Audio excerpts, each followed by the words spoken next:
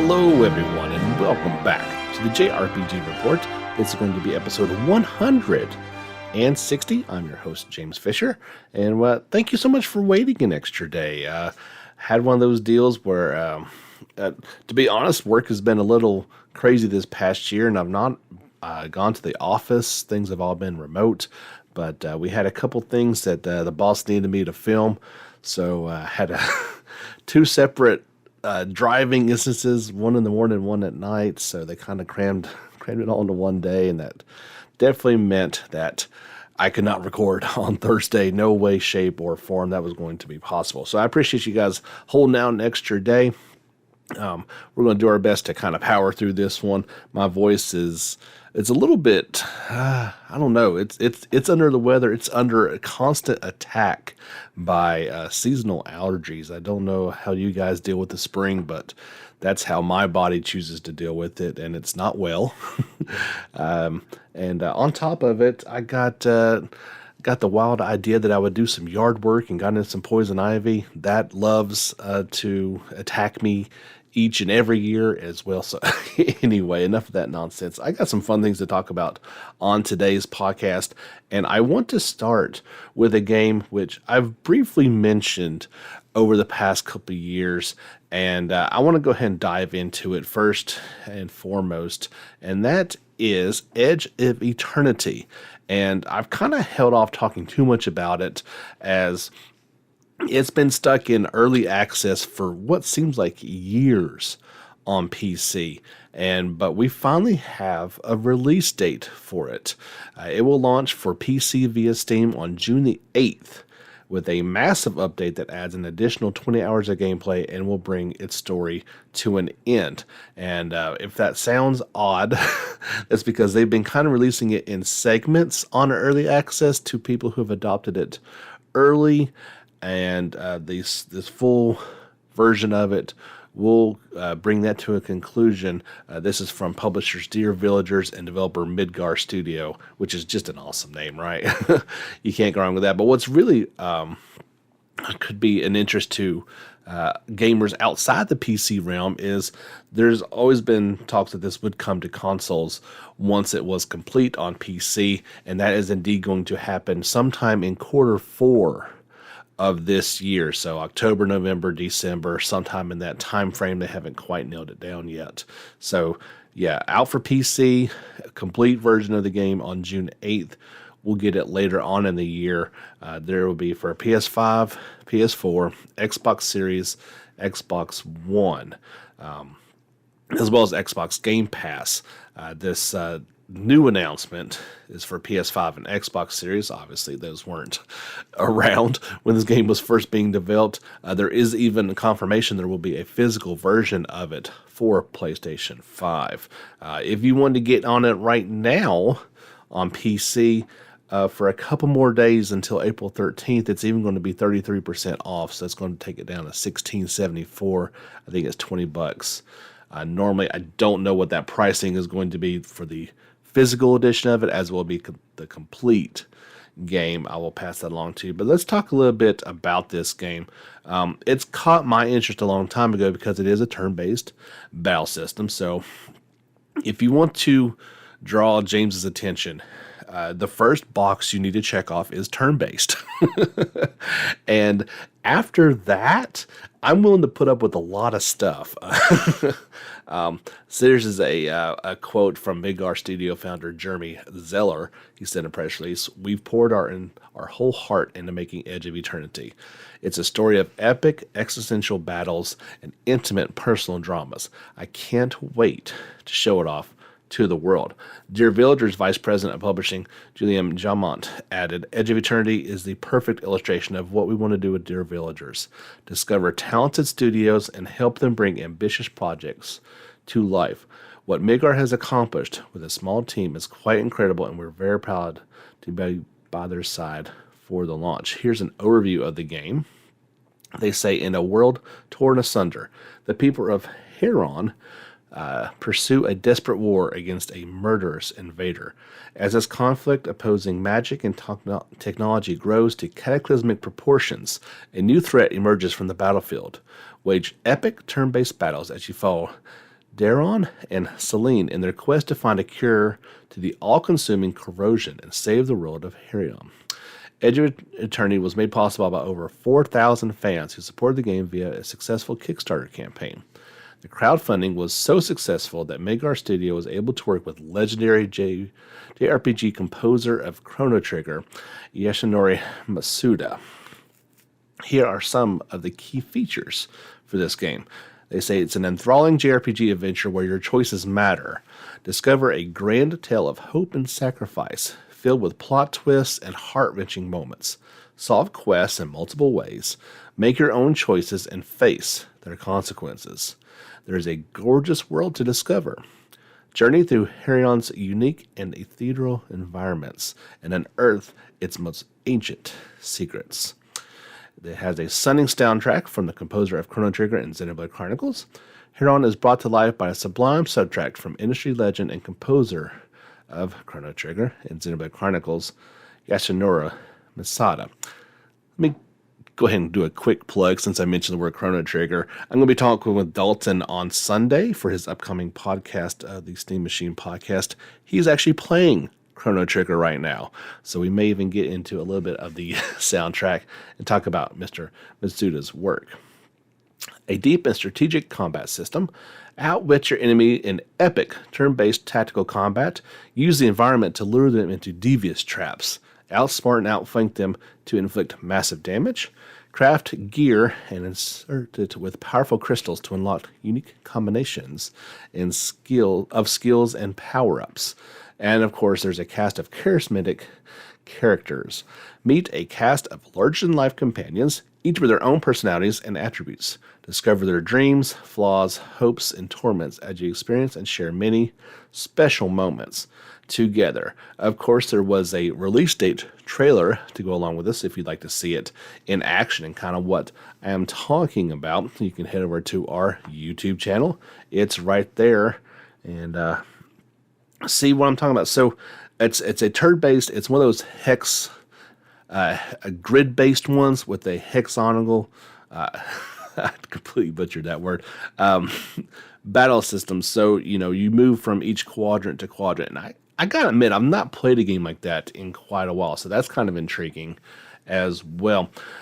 If you've been like me and you followed this game for a few years, it kind of showed a lot of promise at first, but it wasn't all too impressive.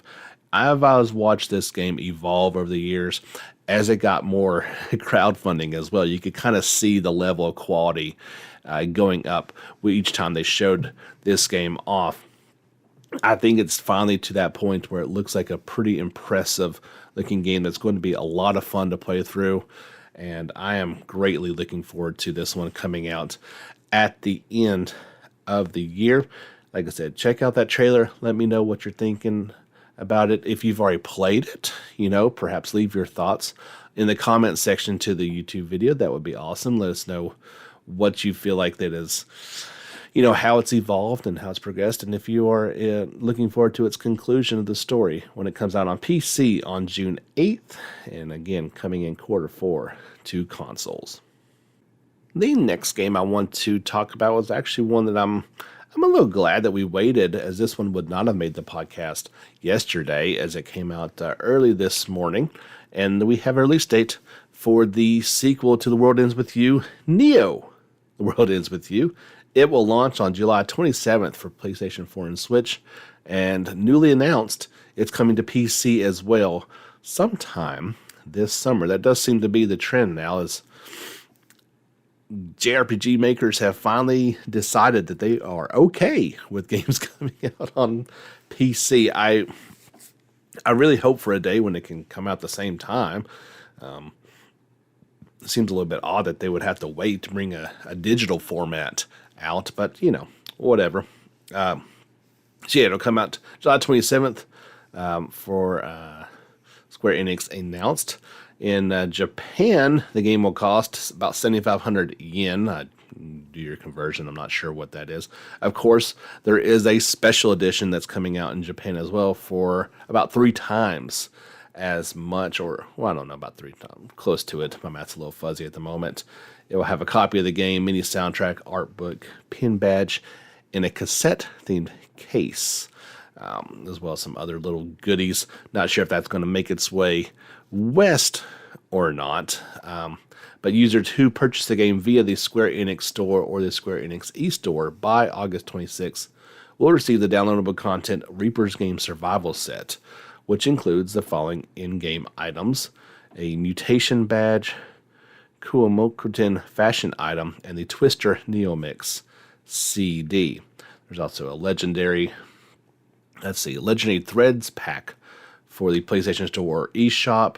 You get legendary headphones, the off turtleneck, short sneakers, and audio player, all kinds of things that will increase your battle statistics. So yeah, along with it, you got a short little about section. They say it was just another seemingly ordinary day in Shibuya, but not for Rindo. He could tell something about the city felt different.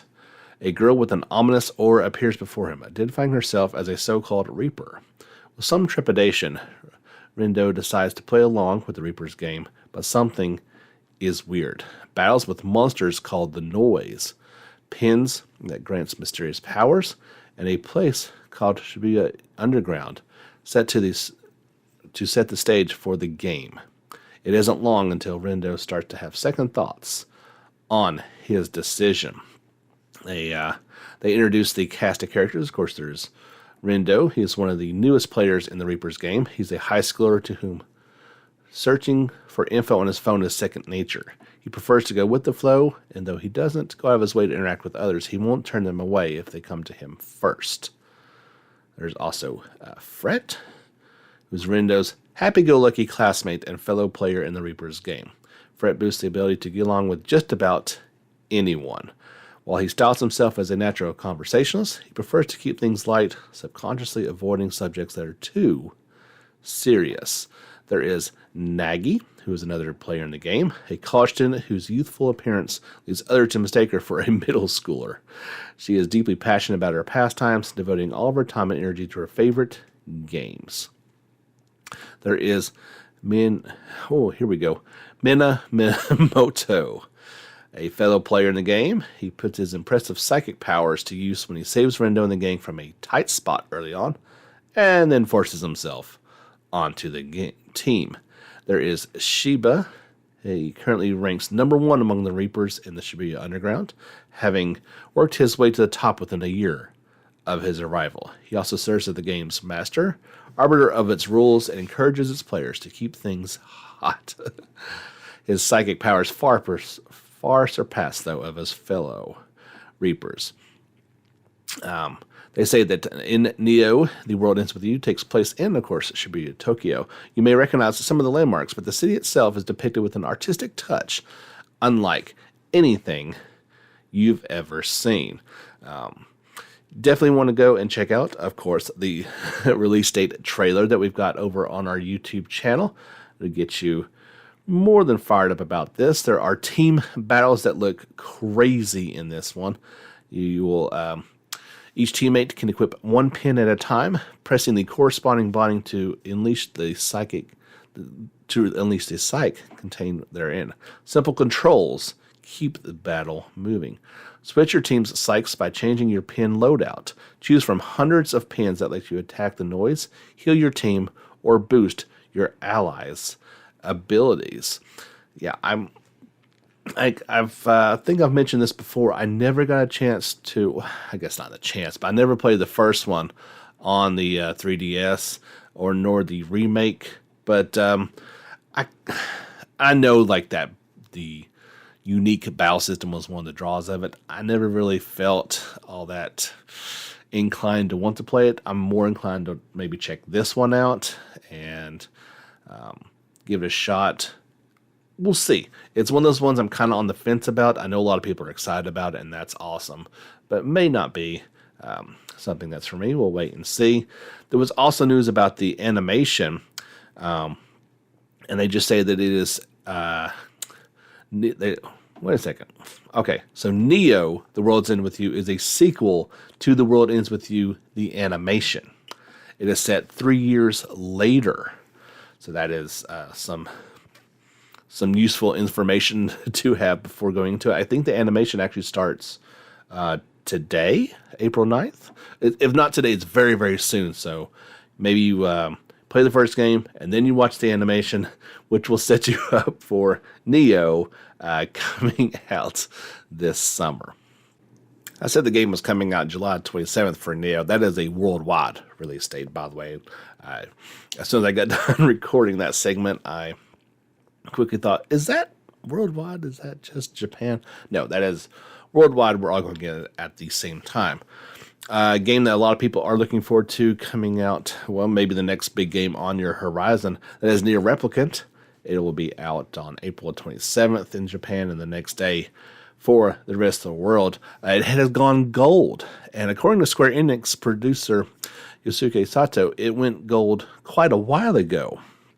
That means development is complete and the game is ready for mass production. I'm not sure what that means, or if that's a typical Nier joke, as they like to put on there. But yeah, there's no delays coming. It is definitely going to release on time. We got a what was it called? Explained in 8 minutes trailer for Saga Frontier Remastered. This may be the next game on your on your horizon, as it's coming out even sooner on April the 15th. Here's an overview of the remaster of the PlayStation 1 game. They say, part of the ongoing Saga project from Square Enix that has so far produced Romancing Saga 3, Saga Scarlet Grace Ambitions, and Romancing Saga Reuniverse. Now we're getting Saga Frontier Remastered, which will be available on the Nintendo Switch, PlayStation 4, PC, iOS, and Android devices on April the 15th. The game will include upgraded graphics optimized for modern platforms to bring the game's characters to life like never before. Players will experience this role-playing adventure as one of the 8 heroes via the freeform scenario system. Each character has its own storyline and goals, exploring the sci-fi fantasy universe known as the Regions in different ways while discovering unique worlds, technology, and magic. The remaster will also build upon the original's title's multiple storylines by introducing previously cut content, including Fuse's main scenario and several new events for fan favorite character. I hope I say this right. I'm sorry, longtime fans. Acelius. Or Acellus. That's okay. That's my 2 guesses. Hopefully I got one of those right. You can check that trailer out on our YouTube channel, as well as previous gameplay trailers. Just search on the channel. You'll find some other stuff corresponding with this one. A lot of people very excited about this game.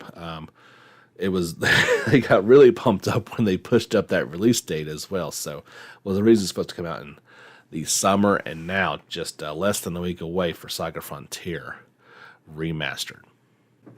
Got some Final Fantasy XIV news for you. The open beta for it. I cannot remember if I told this about you guys, or told you guys about this last week or not. But there's an open beta that'll be going on for the PlayStation 5 version beginning on April the 13th, alongside the release of patch 5.5. Official service will launch immediately upon the conclusion of the open beta. Like I said, I don't know if I said that last week or not. My bad. There was a recent live stream for the game in general, but kind of in the middle of it, Yoshi P showed off about 16 minutes of gameplay. I think he was actually the one playing it, or at least it was his username on the screen at that time. I really wanted to take, that's one of the things I really like to do, is I take these hour-plus long live streams, and then there's a lot of talk, and it's usually in Japanese, so it's not a whole lot of use to most of us here in the West. But I will take at least that gameplay snippet, cut it out, and then post it on YouTube. Unfortunately, for this live stream, they kind of had it on a monitor playing behind them, and as a I do my fair amount of video work in the field, as I did yesterday. And one of the things you really don't want to do is film a screen. You want to be able to take that direct screen footage. So I'm not sure why they didn't do that, and it just wasn't of enough quality for me to really want to repost.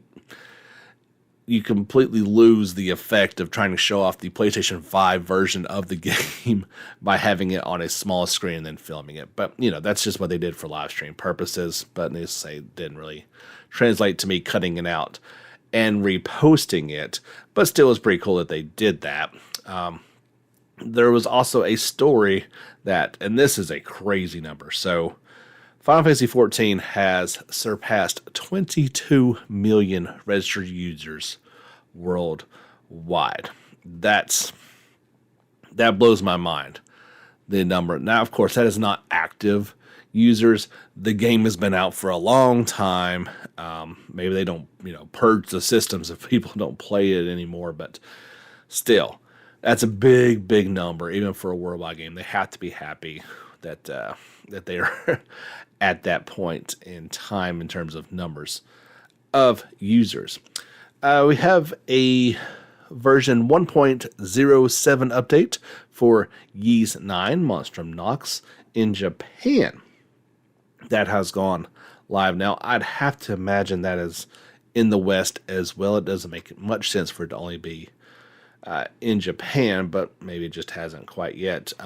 There's been obviously some bug fixes, but the main version, or the main reason for the update, was it can now run at 4K resolution on PlayStation 5. I mean, of course, this is a PlayStation 4 game, so they weren't necessarily ready for that out the bat, especially in Japan. Remember, this game came out a year and a half before in Japan than it did in the West. PlayStation 5 was barely even, really being worked on at that time. But yeah, that's pretty cool that they were able to add that feature, and maybe, check it out if you've got a PS5 and you've got a copy of Ys 9. Maybe pop it in there and see if that's also update has been made live here in the West as well.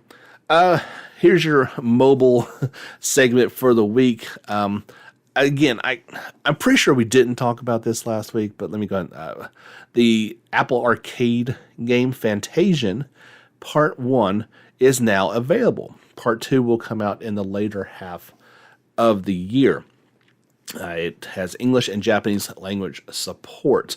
The first part is about 20 to 30 hours long, as well as the second part that will come out later this year. We talked about a little bit about this one before. It's that diorama type look to it. It's got some Final Fantasy pedigree behind it, including the music by Uematsu. I haven't got a chance to check this one out yet, but I did. I've got my little iPhone 8, not to brag, but pretty up on the times there. Anyway, I decided to check out Apple Arcade on there, and so let me just throw this out to you guys. This is not a gacha game. It is a part of Apple Arcade, which I was not aware of yet, but it is. They'll give you a month for free to check it out, and it's only $5 a month after that, which grants you all the games that are available for the service, which is quite a few. And in addition to downloading this game, I downloaded one of my all-time favorite series.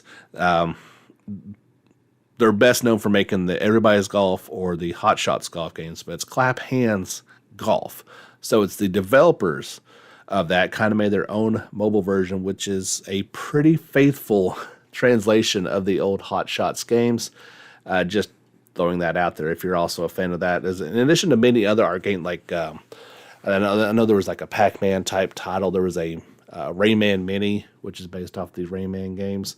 So yeah, for $5, I felt like it was very much worth the investment, and you're getting, a game like this right now, and who knows what is coming down the line. Once I check this one out, I will let you guys know what I think about it, and if it's worth $5. Well, I mean, shoot, sign up for free for a month, and I'm sure you can you can beat part 1 in 20 or 30 hours in a month. I would certainly think so.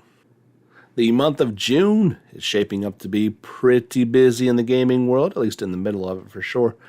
We got news that an entirely digital E3 will be held this year, and that'll go on from June the 15th. From the June the 12th until the 15th. It has been known, or it's been revealed that both Nintendo and Microsoft will be I was going to say will be there, but they will have a display there and a presentation.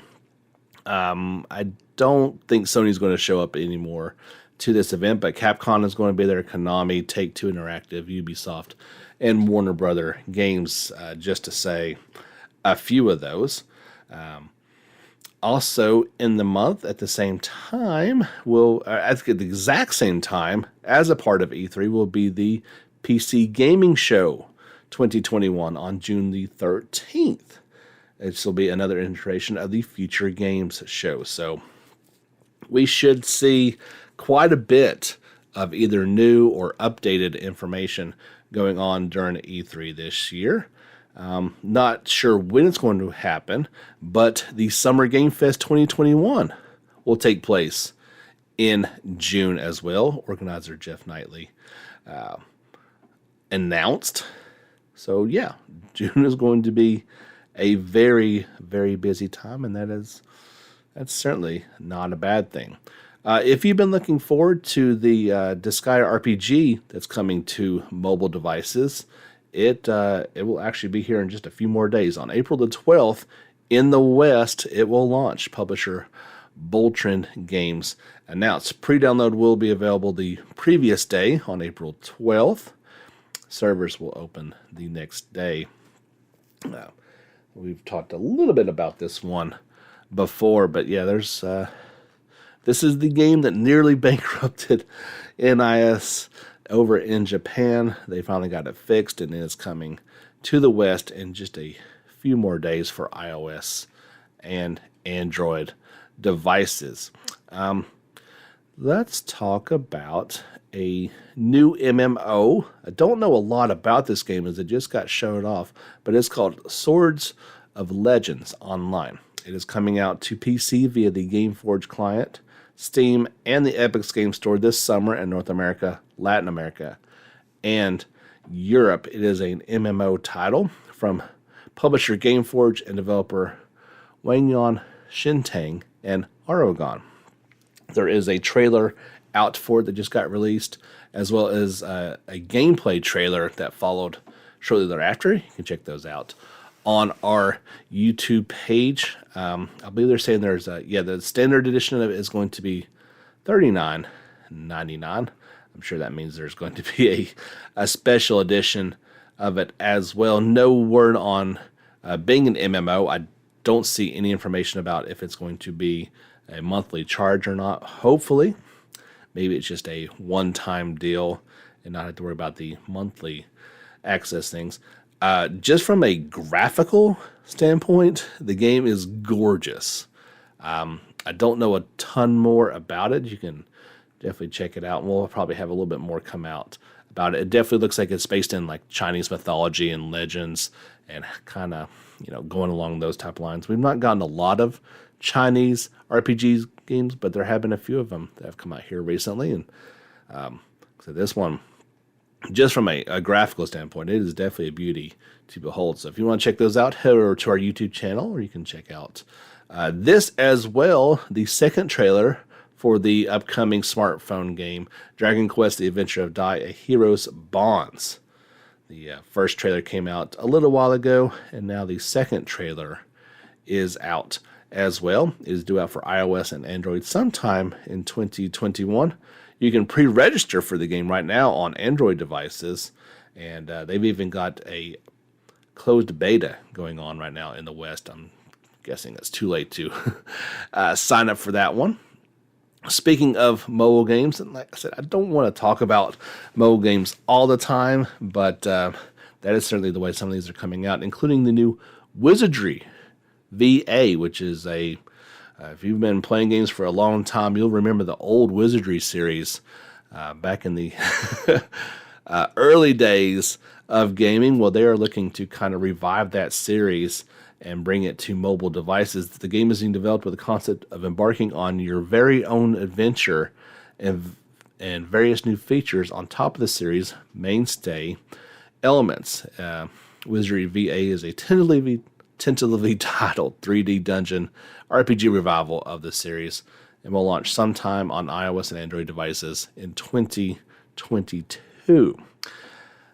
I never played this game back in the day, but it does have kind of that hallmark as an extremely old school RPG experience. It's kind of got that, I think it's got the first person perspective. I'm really hoping they change the title though. I don't know why VA, but that just makes me think voice actor, right? Or, living here in Tennessee, I see VA and I think Virginia.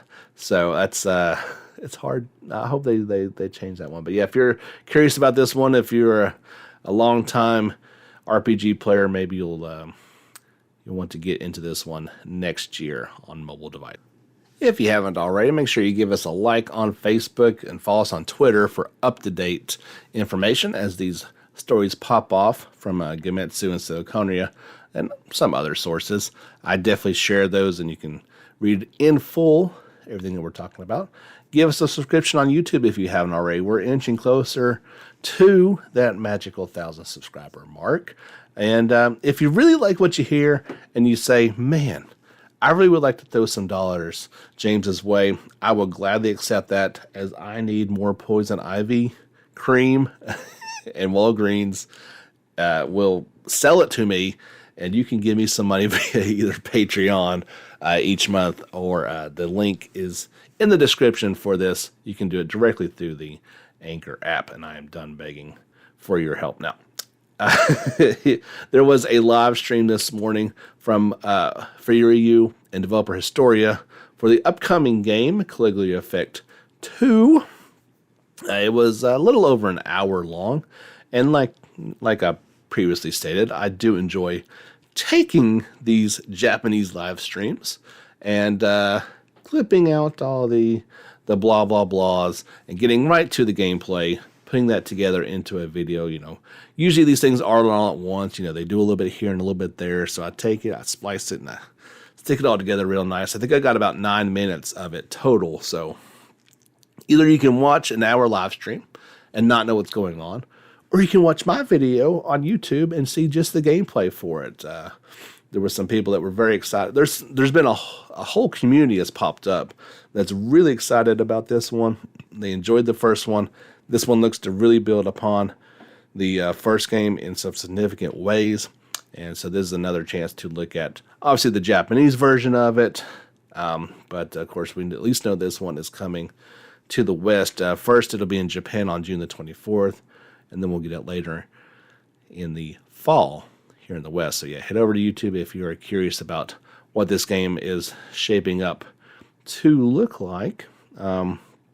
Capcom has released update version 1.1.2 for Monster Hunter Rise. It includes several bug fixes for the base and player, along with some other things. Updates are just a part of our new modern life. I don't know a little bit about this, nor do I know how to pronounce it. So here we go. Shinron Nin Ninja Taisan Neptune Shoujo Tachi no Konodin. There you go. I hope you understood anything that I just said. It will launch August the 26th in Japan. So this is a crossover between the two series.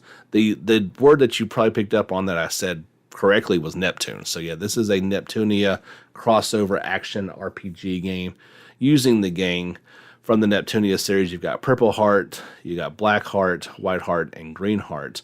And then confirmed so far from the Shinran Kagura series is Asuka, Homura, Yumi, and Mayobai.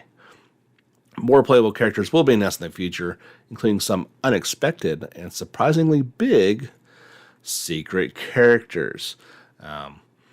This game will feature RPG elements in areas other than battle, including level up by experience points, skill customization, and a spirit board. It is being made easy to play for RPG fans, allowing even those who are bad at action games to defeat formidable enemies with RPG-like elements and customizations, i.e. me when I try to play games like Persona 5 Strikers. We appreciate that. Thank you for easy mode. It is much appreciated. Monster Hunter Stories 2, when it launches, what is that, this summer? No, July 9th, for Nintendo Switch and PC. At least in Japan, there will be a limited edition of it. Let's see. It is available now through the Capcom storefront. So like this, it does say this is the words are in Japanese. This may only be for Japanese versions of it, but yeah, there is a pre-order. As you know, most of these things always get special editions. This one's going to go for about $120. You get an acrylic standee, a carrying case for your Switch, and badges designed to look like Polaroid photographs. So if you're really, really looking forward to this one, you can get yourself that special edition. This just was announced no, not today. The pre-orders went live today. So it has been announced that there is now the 4K Ultra Mega Super UHD edition of Final Fantasy VII Advent Children. I got this thing on DVD. And then just recently, I picked up the Blu-ray version of it. It was either at this Christmas or last Christmas, because they got it down to like $10 on Blu-ray, which just seems like a steal. Well, you can now get this 4K UHD edition, as well as the Blu-ray and digital version of it. Amazon is taking pre-orders for it, and it's going to be $30.99. Still no release date on it. I think they were looking at sometime in the summer. Let's see. Let's go over here to Amazon. And does it say this title? Oh, here we go. This title will be released on June the 8th of this year. So yeah, you can head on over to Amazon. You can still pick up just the Blu-ray version for $9.99, which, hey, that's pretty good especially if you don't have, this fancy new TV to take advantage of this 4K edition. I remember watching this thing on DVD and was just extremely impressed with how good it looks. So I can only imagine what it looks like in 4K UHD. It's got to be just mind-blowing. One final story to pass along to you guys, and this is a Final Fantasy related as well. If you would like to see what the FF7 Remake Orchestra looks like, you can now do that. I've linked this on our Facebook and Twitter pages, I do believe. There's a 16-minute video of the world tour. I believe this was in Japan to a empty thing. Yes, this was footage filmed on February the 13th at the Tokyo International Forum A in Japan. Like it looks like there's nobody there. I wouldn't be surprised at that point in time. Just musicians up on the stage. There will be another concert in Japan in Osaka in just a few more days. Concerts are coming to the West as well. So there's one in Fort Worth, Texas, London, Phoenix, New York, Toronto, Los Angeles, Denver, Boston, Paris, Barcelona, Milan, Lyon, Bangkok, and Atlanta throughout 2021. Now, there's also tentative dates for Singapore, San Francisco, Chicago, and Nashville, although dates have not been set for those last ones. I can speak to the Nashville ones as at the, I always say this word wrong, at the Schwimmerhorn. It's where I saw the Distant Worlds Orchestra. So that complex in Nashville is still shut down. They've not been playing anything. And so, this orchestra tour is waiting on that location, as I would imagine the other locations are as well, waiting for the locations to open back up. And once they do, then I will pick up tickets for this Nashville show, because that Distant Worlds concert was one of the most amazing things that I've ever experienced. And I will go back there in a heartbeat to see this one. I'm very, very excited. I'm sad that I don't know when that's going to be. When I looked at the official website, it definitely seem to have dates all filled out throughout the year. Now, Tennessee actually is opened back up for the most part, but I think this is just a case where, a gathering of that sort, and it's a smaller, more intimate thing, and maybe they just want to wait until it's able to be full, or at least, pretty full of people paying money to be in those seats. It's kind of one of those things like, do we do it half empty and, not have that full experience for as many people that can enjoy it, since it is a one-time type of deal, right? Why not wait until they can do it safely, wait until the thing can be full. And when that day comes, I cannot wait to go and see this. And I will certainly share my excitement with you guys once I know when that's going to happen. Well, that's going to do it for episode 160. Put another one, wrap it up. Hope you guys have enjoyed it, as I've always enjoyed bringing you the news each and every week. We should be back to normal schedule next Thursday. I don't see why not. And we'll get back on track. So thank you so much for tuning in this week. And until next time, get back out there and level up.